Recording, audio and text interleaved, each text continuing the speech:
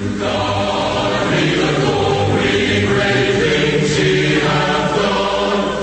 is Bible Talks, your call-in radio program. Our purpose is to defend the Bible as the divine revelation of the God of heaven. We believe that it must be studied, understood, believed, and faithfully obeyed. We believe that we must give book, chapter, and verse for all that we do in the name of God's religion. Then and only then can we be pleasing to the God of heaven, His Son Jesus Christ, and the Holy Spirit who gave us the Bible. Your questions are welcomed. Thank you for tuning in this morning. And Bible Talks is brought to you on this Saturday morning by Northside Church of Christ right here on this Saturday. And if we heard, it is a call-in program, but you can do so through our local number, which is, of course, 270-726-6100. If you're outside the local area, you can call in at 1-888-610-WRUS. That is 9787 is the numbers for the letters there. And with us from the Millerstown Church of Christ, we do have Don Billingsly with us. And from the Northside Church of Christ, Keith Burnett and Chris Kramer here for our Saturday. Thank you, Jamie. It's good to have you tuned in to our Bible Talks program this morning, and a program that you can take part by calling in on giving us a Bible subject or a topic, and to see whether or not it's biblical, and we'll look for Bible answers, or whether or not it's just some wayward idea of man, and rather than the truth of God. So it's your opportunity to take part, and what you're thinking may be the very question that somebody else would like to be asked, and so ask it, and it'll be doing something for a lot of other people that wondered about the same thing. And I'm Keith Burnett, one of the elders of the Northside Church of Christ, and our meeting house is right behind Kentucky Fried Chicken here in Russellville, Kentucky, on Highway 431 going north toward Lewisburg. So we'll have Chris Kramer here. He's our evangelist, our minister, our preacher, and give you the time of services and all. Yeah, we meet every Sunday morning at 9:30, Sunday evenings at 5 o'clock, and Wednesday evenings at 7 o'clock. So come and bring your Bibles, bring your family members, bring your children. We have classes for all ages, and we want to study God's Word and learn. Remember that God said, "My people are destroyed for lack of knowledge," and we place a lot of emphasis upon our education of God's Word.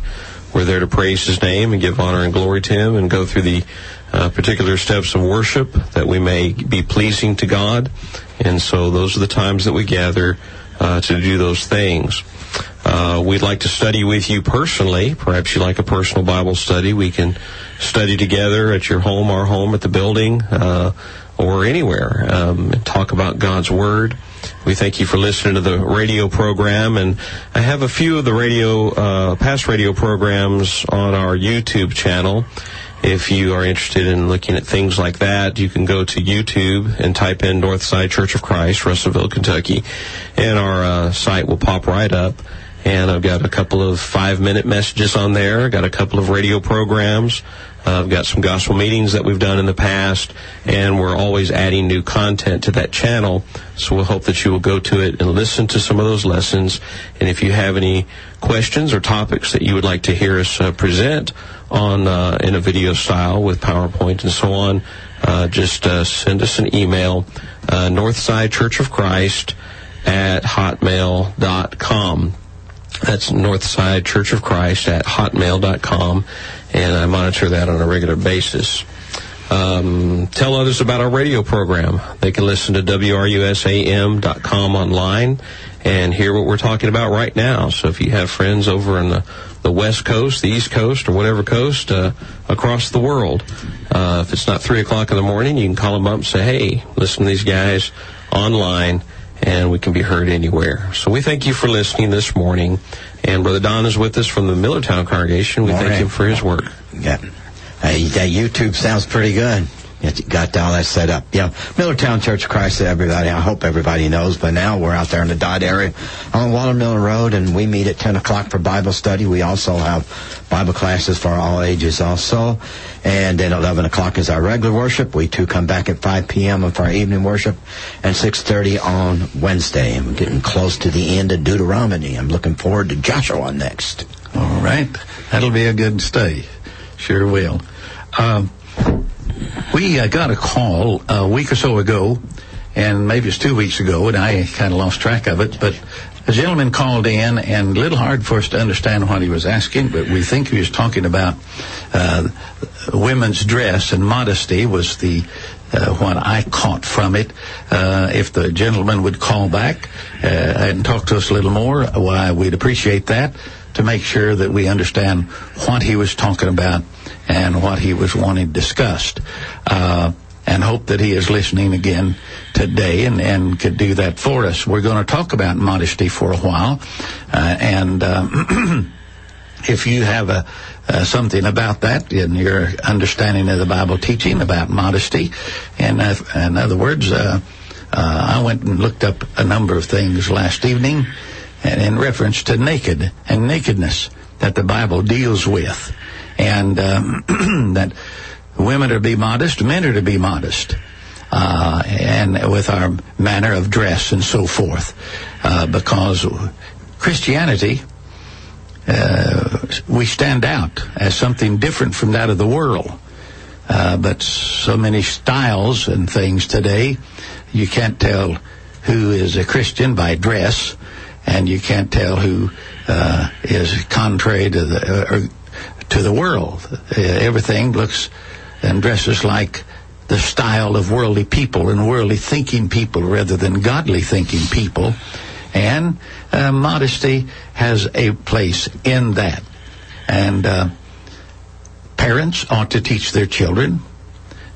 Fathers and mothers should teach their sons and daughters that in order to please God, there's a way that we must conduct ourselves in a matter of covering up our nakedness.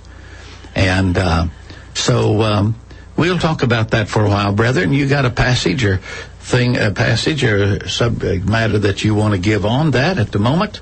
And then I'm going to go back to Genesis for a moment, and while you all talk a bit. Well, there are a couple of obvious passages, and I'll begin in the New Testament.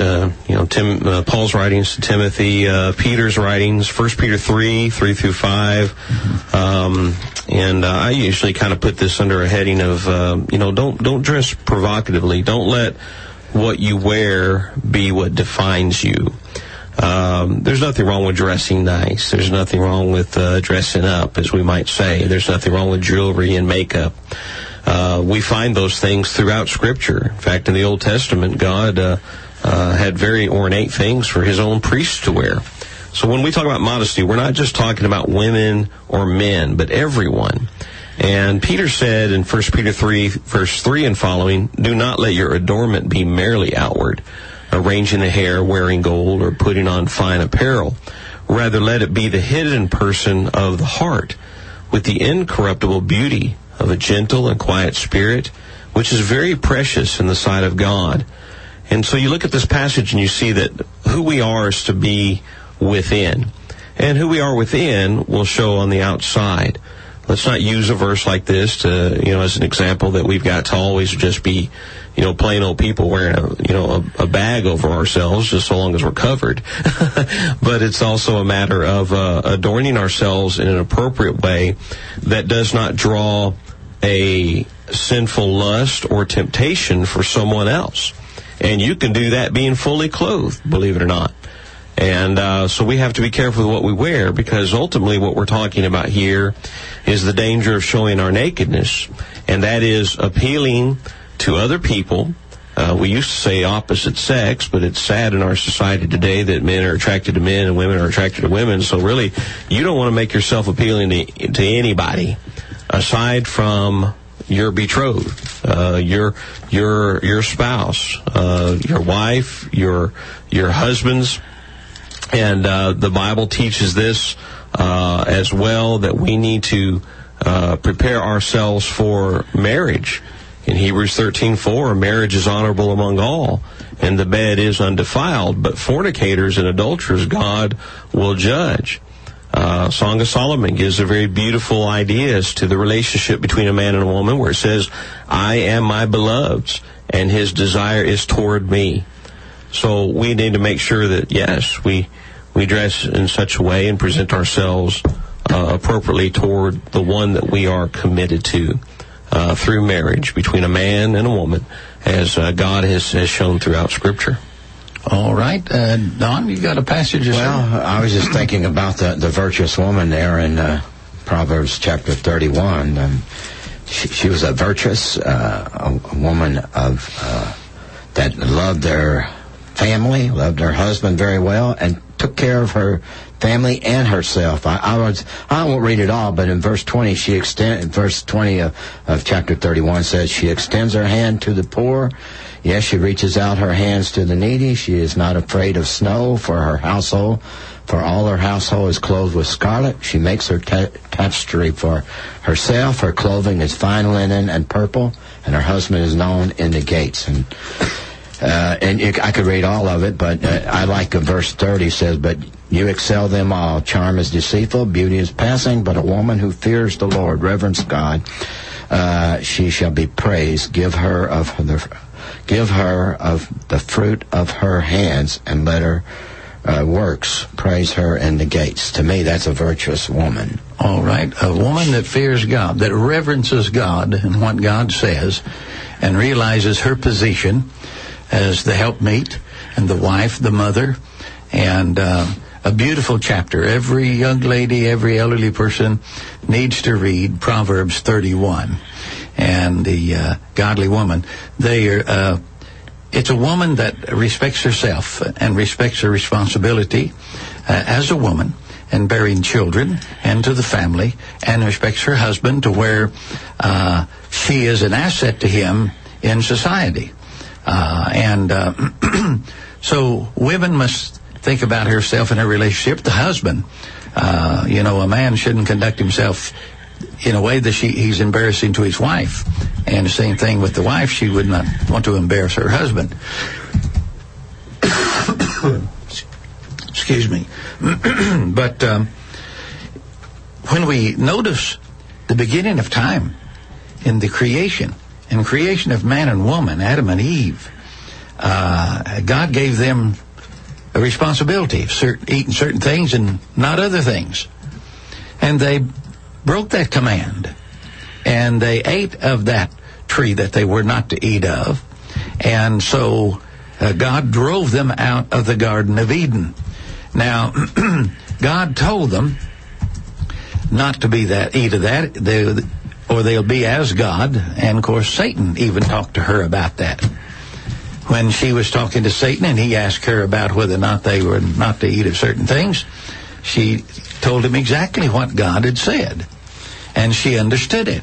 But yet, she gave in to the lust and desires of the flesh, the eye, lust of the flesh, and the lust of the eye, and the pride of life. They said it'd make you wise like God. And so here was the beginning of sin, the beginning of disobedience, and the beginning of the curse upon man and woman for disobeying God. But what was the first thing they realized when they learned the difference between right and wrong? Well, verse 7 says that then the eyes of both of them were open, and they knew that they were naked, and they sewed fig leaves together and made themselves coverings. So they knew that they were naked then. All right. Knew they were naked.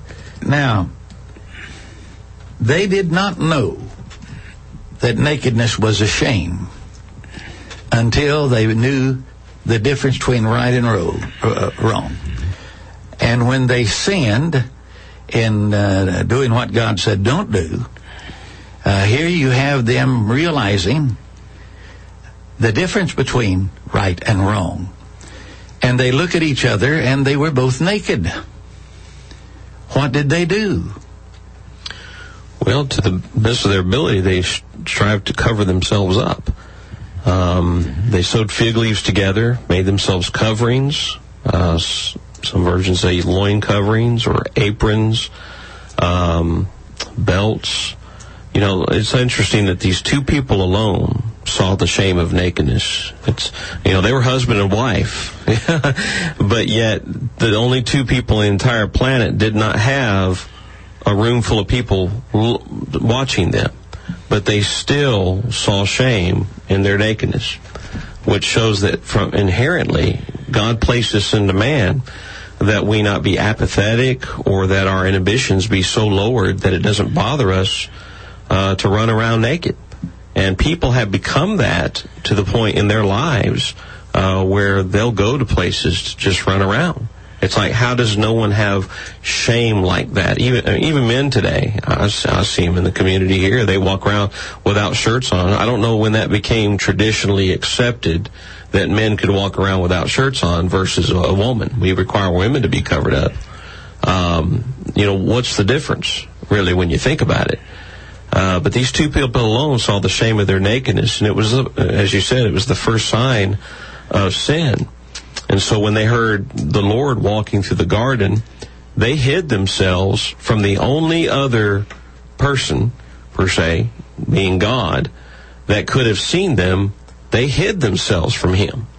I don't know about you, but if somebody walks in on you while you're changing or whatever, your first inclination is to hide yourself. Mm-hmm. Whether it's cover up quickly or, you know, that's why we put locks on the door sometimes, just like you never know when the kids are going to run in or something like that. But you cover yourself. Sometimes I've seen people drop to the floor, you know, to hide themselves.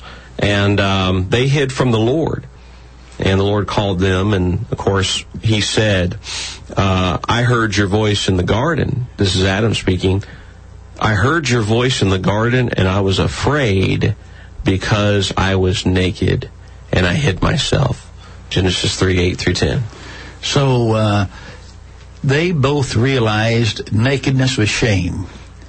And God realizes and teaches that nakedness is shame. What about our society today?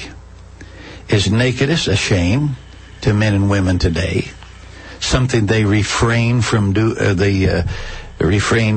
going out in a slim outfit, see-through garment, and things of this nature? What confuses me, and there's a part of this movement that's going on today that, where women are more conscious today about how men treat them, and I appreciate some aspects of it. Women should have taken a stand a long time ago against men that abuse them emotionally or whatever it might be. But here's the problem. People go out dressed a certain way, and then they say, oh, don't look at me like that. Now, as Christian men, we have no, desire to look at women in an inappropriate manner. But in the world, why open yourself up to that? I'll just use the term ogling, if that's still a word today. The ogling of man in his eyes, and then say, oh, don't look at me like that. And granted, there are many that are guilty of that, but at the same time, are we promoting that in the way that we dress? And there's responsibility on both sides there. Right. A matter of self-control. We're to develop self-control, the ability to say no to things that are a shame to God and to mankind and society. And one of the first things we find in the creation is nakedness is a shame that men and women guard themselves against, or should, with a proper attitude toward God and reverencing God and His will and His mind. And nakedness is used all through the Scripture in reference to shame and ungodliness, even spiritual nakedness. It talks about that. And we're to be clothed in righteousness and not in shame and nakedness. As a nation, when God would bring judgment on a nation, and one country comes over and destroys another nation, and by God's permission, God's will, that certain sin, when you've reached that level, then others are going to take over and take the land and country from you.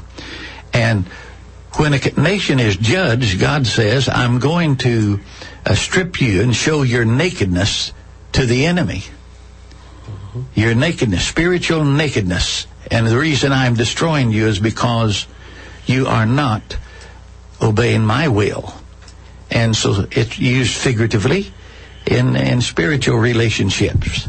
And so we're either clothed in righteousness and proper, or we are bringing shame upon ourselves and upon God. And, that was a significant identification mark of God's people. Like you said, it was a spiritual analogy there. But you take the naked man that was demon-possessed before the Lord healed him. One of the points about him being out of his mind was that he was unclothed. Running around wild and naked. Yes. It was a sign of being crazy. Proverbs 7 verse 10 says, there a woman met him with the attire of a harlot and a crafty heart. What is the attire of a harlot? You can leave that to your imagination, but the fact is there are some people, and again, pardon us for picking on women so much, it applies to men just as well, but most of the time you'll see it in women that walk the streets and you wonder, I wonder what she's up to. The way she's dressed, the parts of town she's hanging out. It's like it doesn't show a good example in the way that people dress. And so clothing represents something. It indication of the inside person that you read about a moment ago in Peter. When Peter talks about the inner person, the inner woman, which is to be godly and pure, and it'll show on the outside in how she thinks and how she dresses appropriately. And same thing's true of a man, what he does, whether it's appropriate or not. So there's a lot that can be considered here. I was wanting to notice some passages. Many times it talks about shame in Isaiah, Hosea, Micah, all of them through the Old Testament. I think I have a passage here in 2 Corinthians, unless I wrote it down. It should have been Chronicles in the Old Testament, but I'm going to see here. 2 Corinthians 5, and reading verse 3. 2 Corinthians 5, verse 3. Let's see what this is speaking about. Yes, let's notice here. And I'm going to begin at verse 1. I'm reading from the American Standard Version. Verse 1 of 2 Corinthians 5. For we know that if this earthly house of our tabernacle be dissolved, we have a building from God, a house not made with hands, eternal in the heavens. For verily, in this we groan and longing to be clothed upon with our habitation, which is from heaven. Now it's talking about a contrast between living on earth and living in heaven. The physical, fleshly existence or the spiritual existence. In verse 3, if so be that being clothed we should not be found naked. Now, being clothed with what? With righteousness, with godliness, and not be found naked. We're to put on the robe of righteousness, we're told. And that's living the Christian life. That's doing the will of God, and the people in the world know that. So being clothed with a different kind of body, different kind of existence, either fleshly or spiritual. And that's what Paul's talking about to the brethren at Corinth. But in Isaiah 50, verse 7, let me turn quickly to Isaiah 50, verse 7. And notice what is said in this passage. Just a moment. Isaiah 50 and verse 7.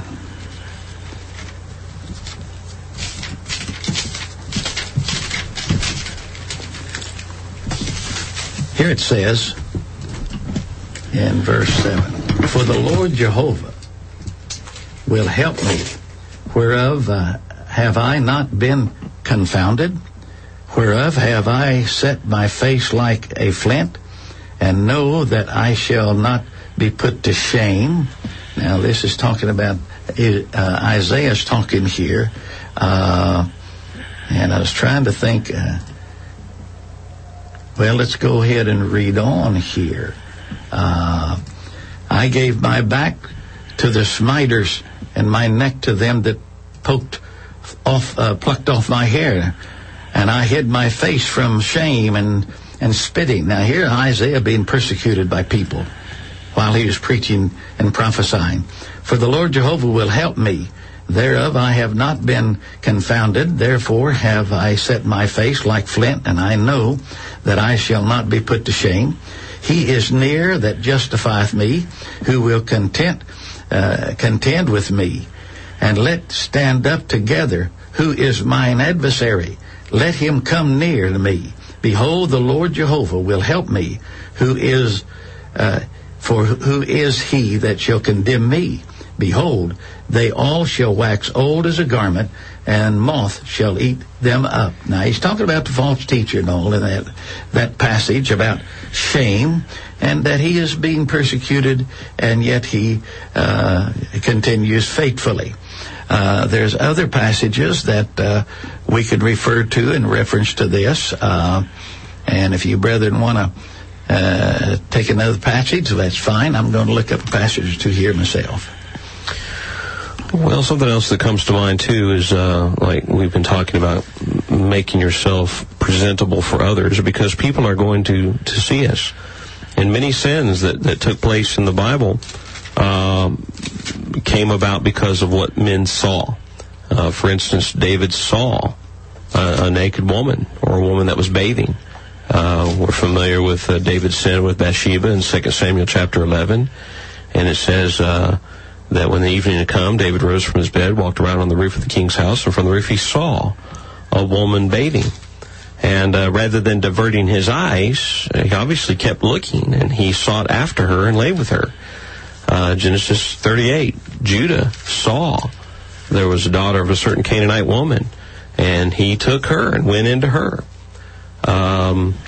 He saw in Genesis 38:15 and following, when he saw her, he thought she was a harlot, and this was about his own daughter-in-law Tamar. Samson in Judges 16 verse 1 saw a harlot there and went into her. So they could tell by dress real quick. Yeah. In that day and age, and the women dressed that way to let men know what they were. Mm-hmm. And it's amazing to me that in our society today, that God blesses the feminine creation with beauty, a natural beauty that is attractive to man. And why then do they have to make a advertisement board out of their body by tattooing all kinds of things on their body? Do they have to do that to get attention of man? What's the matter with this plain, pretty feminism? A lady that dressed very feminine and beautiful, the natural beauty that God blessed a woman with. Why can't they be satisfied with that, rather than making a billboard out of their body to advertise? Look at me.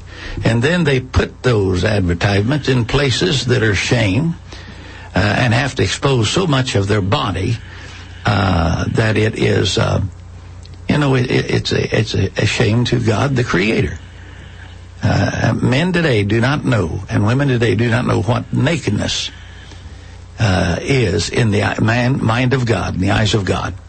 And yet the Bible tells us this, that we need to change our lives from this ungodliness to righteousness and purity and a beautiful robe of righteousness, and use the human body to advertise Christ and godliness and Christ-likeness and a Holy Spirit, showing the inside spirit of the woman. Here's a godly woman. That's what men look for. Now, men may look for the harlot, but they're not going to want to marry one or go home, take her home to his mother. A girl that dresses proud. I remember one time when I was in high school and I had a date to meet at the soda shop.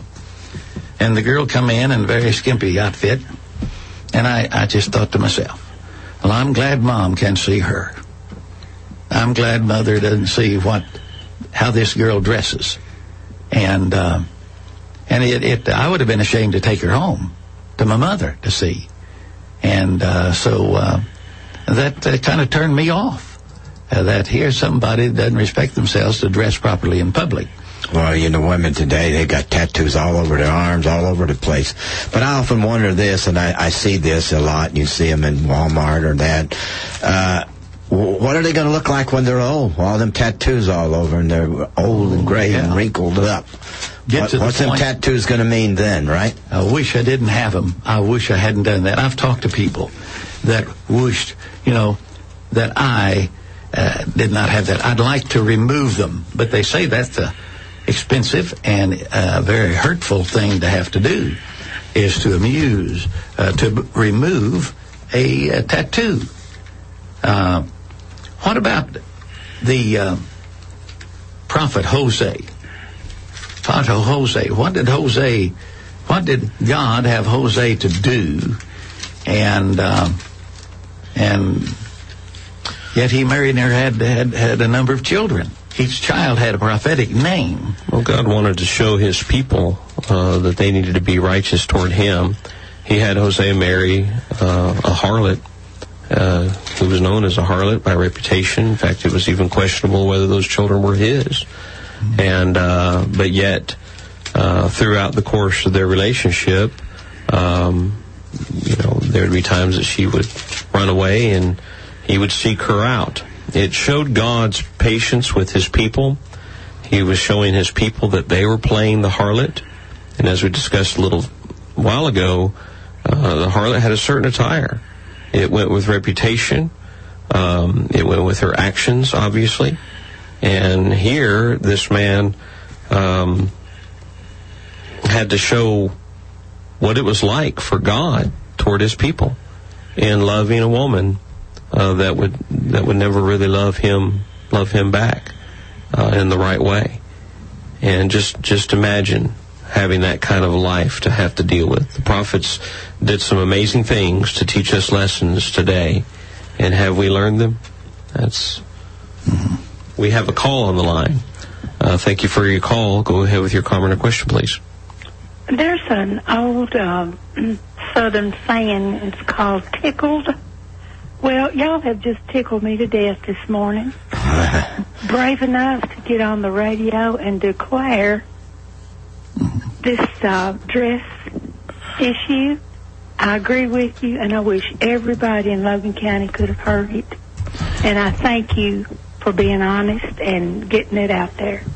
Thank you so much. Well, thank you for that, and we'll try to make this program available later, too. I'll put it on our YouTube website I was talking about earlier. You can also go to WRUSAM.com and see hear some of the past programs under I think it's called the podcast.